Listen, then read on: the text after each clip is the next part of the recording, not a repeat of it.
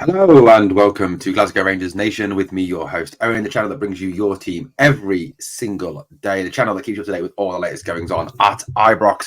Guys, today we are reflecting back on a fantastic, probably the performance of the season in a 5-0. That's right, 5-0 victory over Dundee. And I think I read this morning, it's the first time we've scored more than 4 goals since the days of Steven Gerrard. Yes, that's how long it has actually been in the league since we scored more than 4 goals. That is absolutely incredible. You know what? That's got to be one of the best performances I've seen from this team this year. And then actually in the last couple of years, to be perfectly honest with you. And now, how sad is it in a way that we've got to say that? Look, it was a weird game, a very strange game in the fact that obviously Rangers bus got stuck in traffic. Well used to that. Traffic is irritating. And then, unfortunately, we had the pyro display, which then caused the fire alarm to go off and caused the game to be held up for another half an hour because of the fire alarm and the police stating they had to obviously sort the ground out. Look, I'm sure we've all got our own thoughts on pyro displays. I personally think that they should be banned from football grounds. They are dangerous. They have no place in UK football grounds. So I would personally ban them. But hey, let's reflect on what was a fantastic performance by Rangers last night. You know, I've got to say that Danilo was superb last night. Yes, he missed a few chances, and I've seen some people this morning absolutely slaughtering him for that. And I just don't understand it. You know, get behind the players for goodness sake. Particularly as, you know, he looked sharper, he looked lively, he looked quick up front. He offered so much more than we've seen from anybody this season, whether it's Dessers or Roof or whoever playing up front. His movement was excellent. He dragged defenders out of place. He enabled big gaps for other players to run into. And yes, he missed some chances, but I think what we've got to remember is this guy has had a substantiated period out of actually been injured and not playing.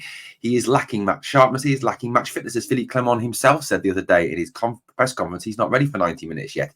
He's not match sharp yet. Strikers take between 6 and 8 games to come up to speed in terms of actually finishing goals. That's what I heard a former Premier League striker say on the radio once. It takes up to 6 to 8 games for them to get their match fitness, their match sharpness in and be ready to play at the rate, at the level they're capable of. So exciting times ahead, obviously, with the prospect of Danilo getting even better. You know, he had those chances, yes, you know, the one where it was put through 1-on-1 with the keeper and he poked it rather than smashing it. A great finish there by Danilo, absolutely superb finish. Another one he put over the bar. You know, he played exceptionally well. He was one of, if not the best player on the field yet again. I think proving that the money that we invested in this man is well worth it. He does look an absolute quality signing. So 1-0. That was the second goal, obviously, from Danilo. The first goal from Ryan Jack, of all people, his second goal of the season. Shot by Danilo that was spilled by the Dundee goalkeeper and turned home by Ryan Jack. Yes, Carson, the keeper, should have probably done a lot better for it, but Jack was there, Johnny on the spot, to smash it home to make it 1-0 Rangers. Danilo obviously follows up to make it 2. You know, apparently, I don't know how true this is, but apparently the stories that I'm hearing on the press at the moment, on the waiver wires, and from my friends, if you believe some of the people, what some people say about me, is that hell has family frozen over this morning, and there will be a flyby over the city of Glasgow by a squadron of pigs this afternoon. Apparently, that's what I'm hearing. That Dessers and Lammers both scored in the same game. Oh my God. Hell has frozen over. The world has gone into reverse, and apparently there's a wormhole opened in space because of it. But got to say, I actually thought that Sam Lammers had quite a decent game last night. You know, it was a quality finish from him, wasn't it? Absolute quality finish. You know, he fakes to go on his right foot. The Dundee defence should know better. The boy never hits anything on his right foot. He then checks back onto his left and smashes it.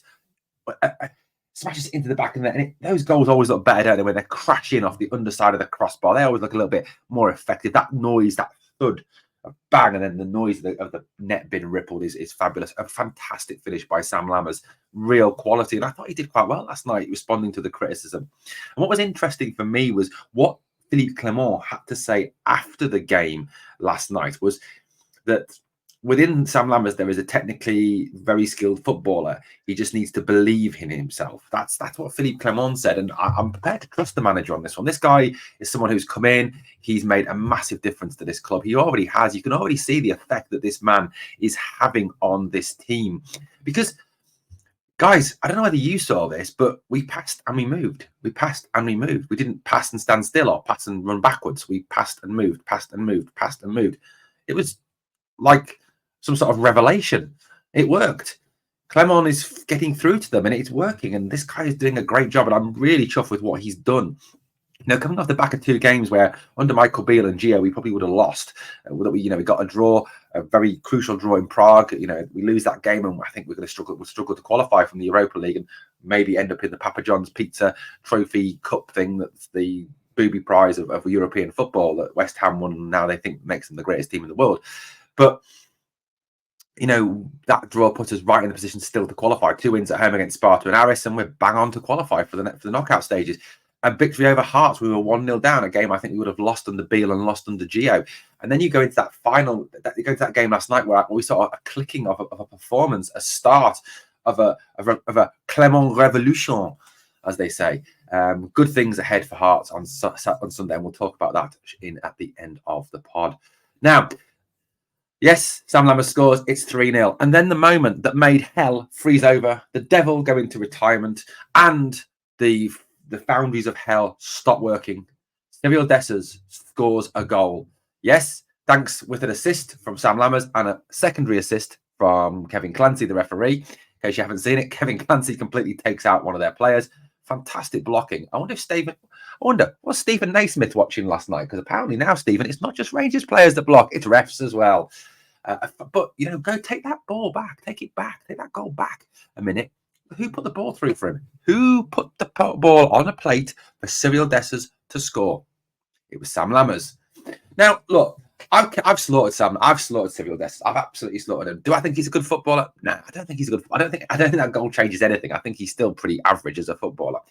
But you actually go back across his career. You go back to a time when he was successful. That's right, Feyenoord, Rotterdam, Europa League, 10 goals. And goals in the Eredivisie. When was he most effective? When was he at his best? Starting? No, he was absolute awful when he started. Coming off the bench, he was actually quite effective. So could it be that using him in these 20, 30-minute bursts, which Feyenoord did and got a tune out of him, could be the best way forward? Has this man stumbled on a way to get the very best out of Searle? Maybe. Only time will tell. So it's 4-0, and we all think, 4-0, we'll settle for that. That's a great night's work on Tayside. That's a fabulous night's work for Rangers. But no, we get a penalty. Yes, those 3 infamous words that caused the timplosion, the meltdown on the opposite side of the city. Those 3 words that caused them to go into conspiracy theories and Masonic Lodge theories and, I don't know, the Archbishop of Canterbury working the Scottish government. I don't know, theories that they have. Penalty to Rangers, which, of course, was dispatched in timely fashion by James Tavernier to make it 5-0 to Rangers. A phenomenal performance. And do you know what? To those that you got a penalty as well last night. Difference was you missed it, and you were lucky to get that 2-1 victory over St Mirren last night. Fair play to St Mirren. They had a really good go at the night. Really unlucky St Mirren were not to come away with something from the piggery. So 5-0 victory, guys. A dominant demolition of Dundee. That's a nice one. Dominant demolition of Dundee. I like that. I like that. Anyway, thoughts and attentions now, of course, turn to the game on Sunday. And you know what? It's a great fillip, isn't it? A great boost for the lads, coming off the back of a 5-0 victory.